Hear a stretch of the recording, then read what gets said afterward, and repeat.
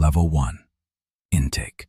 Everything here runs on procedure. Fingerprints, photographs, a medical check, a strip search under cold lights. The guards speak in short commands and never repeat themselves. You realize very quickly that nobody explains the rules. You are expected to absorb them just by watching. People who hesitate get yelled at. People who ask questions get ignored. Intake is not about comfort. It is about removing whatever identity you had before you walked in. Your clothes disappear into a plastic bin. Your new uniform smells like detergent and warehouse dust. The officer hands you a thin mattress rolled inside clear plastic. That mattress becomes your entire world for the next few nights. The guy who laughed earlier finally leans toward you while the guards look away. "Minimum camp," he whispers. "Enjoy it while it lasts." Level 2. Minimum security camp. This place almost looks normal at first glance. Open dorm rooms filled with bunk beds, a cafeteria where people sit in groups, jobs cleaning kitchens, mowing lawns, moving boxes in warehouse buildings. You wake up early, work your shift, eat your meals, and go back to the dorm when the sun sets. It feels structured but not violent. People talk about their release dates like countdown clocks. The strange thing is the calmness. No bars on the dorm windows, no locked cells. Some men even jog laps around a dirt track in the afternoon. You start thinking the guy in intake was exaggerating. Maybe prison is just boring. But boredom has a strange way of revealing hidden systems. Small arguments break out in the cafeteria. Certain tables belong to certain groups. Some men walk across the yard like they own the ground under their feet. Others move quietly along the edges. After a few weeks, you learn the quiet rule of minimum security. It's not really about safety. It is about filtering. The calm environment exists because the people here are considered manageable. Anyone who causes enough trouble disappears into another facility. And that is where the ladder begins. Level 3. Low security prison. Your first transfer happens on a gray bus with blacked out windows. When the doors open again, the atmosphere changes immediately. Cells replace dorms. Metal doors slam shut with heavy echoes. Movement around the yard happens in scheduled waves instead of free roaming. Guards count inmates multiple times a day. Conversations are quieter here. Everyone watches each other more closely. The yard teaches you something important. Respect in prison does not look like kindness. It looks like distance. You learn where to stand during recreation time, which tables belong to which groups, which conversations you should pretend not to hear. The system here runs on invisible agreements. Break one, and you discover how fast order disappears. One afternoon, two men start arguing near the basketball court. The shouting turns into fists in seconds. Guards rush in. Sirens echo through the yard. Everyone else steps back automatically, like this scene has happened 1,000 times before. Later that evening, the empty seats in the cafeteria tell you those two men have already been transferred somewhere worse. Level 4. Medium security. The buildings look heavier here. Taller fences, more guard towers, cell blocks stacked 3 tiers high. The noise level never really stops. Doors slam, people shout across railings, radios crackle with announcements. At this level, prison stops feeling like a holding area and starts feeling like a permanent society.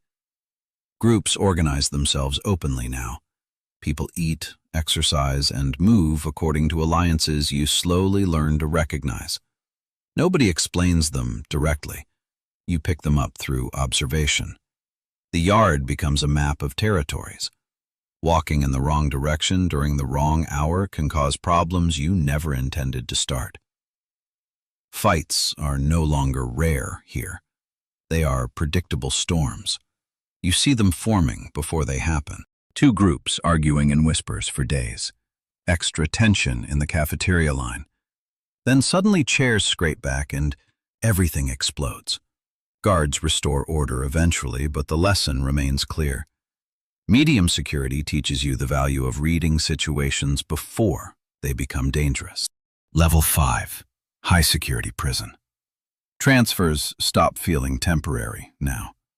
High security facilities hold people who are not expected to leave anytime soon. Lifers, career criminals, men who have already learned how prison politics work. Movement happens in tightly controlled groups. Guards escort inmates between buildings. Yard time is shorter. Conversations become shorter too. The energy here is heavier. People move slower but watch everything. Nobody wastes words. Reputation becomes a kind of currency. Some men have been here so long their names carry weight across entire cell blocks. Others disappear into the background and try not to attract attention. Survival here depends less on strength and more on understanding which situations are worth reacting to and which ones are traps. One night, alarms echo through the corridor. Officers run past your cell. For hours, the block sits in silence while guards search every room. When the lockdown finally lifts the next morning, everyone understands the message. High security runs on constant tension. The system expects problems and prepares for them before they start. Level 6. Maximum security. This is where movement nearly disappears. Cells stay locked most of the day. Yard time happens in small groups inside concrete enclosures surrounded by razor wire. Guards speak through metal doors instead of face-to-face. Cameras watch every hallway. The architecture itself feels like control. The strange part about maximum security is the quiet. Not peaceful quiet, controlled quiet. Every sound echoes. Footsteps, keys, metal doors. Conversations happen through narrow cell bars instead of across tables. Time stretches differently here. Days blur together because the routine never changes. At this level, prison begins reshaping your sense of space. The outside world becomes an abstract idea. Seasons change somewhere beyond the walls, but inside the block the lighting and temperature remain the same. You stop measuring time with calendars. You measure it with meal trays. Level 7. Supermax. The word itself carries weight. Supermax facilities exist for people considered too dangerous for normal prisons. Here the system stops pretending rehabilitation is the goal. Control becomes the entire design. Cells are solid concrete boxes with narrow slots for food trays. Movement happens alone. Conversations with other inmates almost disappear. You leave the cell for 1 hour a day, sometimes less.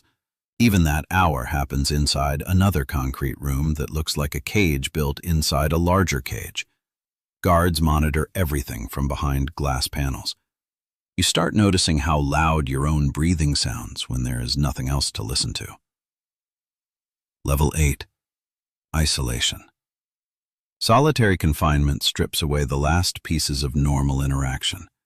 Lights stay on, conversations vanish. Days become long stretches of silence, broken only by the sound of doors opening and closing somewhere down the corridor. Without other people around, your thoughts become louder. You begin remembering small details from your life outside. Streets, weather, music from passing cars. Those memories feel strange now, like stories about someone else's life. Isolation changes your relationship with time. Minutes feel longer. Weeks disappear without warning. Level 9. Institutional legend. Decades pass. You return to the general population eventually, but prison no longer feels like something you are visiting. It feels like something you understand better than anyone else. Guards recognize your name. Younger inmates listen when you speak because they know you have survived every level this system can produce. Reputation at this stage becomes quiet power. You no longer chase conflicts. Conflicts avoid you. You know which situations will end badly before they begin. You know which officers can be trusted and which ones cannot. Prison has turned you into a historian of its own rules. Level 10. The Forgotten Prisoner. Years stretch into decades. Transfers stop. Release dates disappear. The outside world moves forward without you, while the prison continues running on the same schedule it always has. Breakfast trays, yard time, lockdown, lights out. Power does not feel dramatic at this level.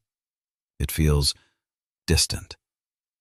You have seen generations of inmates arrive and leave. You have watched young men enter the system with the same fear you once felt. Prison has become your environment in the same way mountains belong to the people who live among them. One afternoon, you stand near the intake hallway during a routine transfer. A new inmate walks past you wearing fresh prison clothes that still look stiff. The officer glances at his paperwork and says something you remember hearing a lifetime ago. Minimum security. The kid smiles with relief. You recognize that smile immediately. You had it once too. He thinks he understands where he is. He doesn't. But eventually, he will.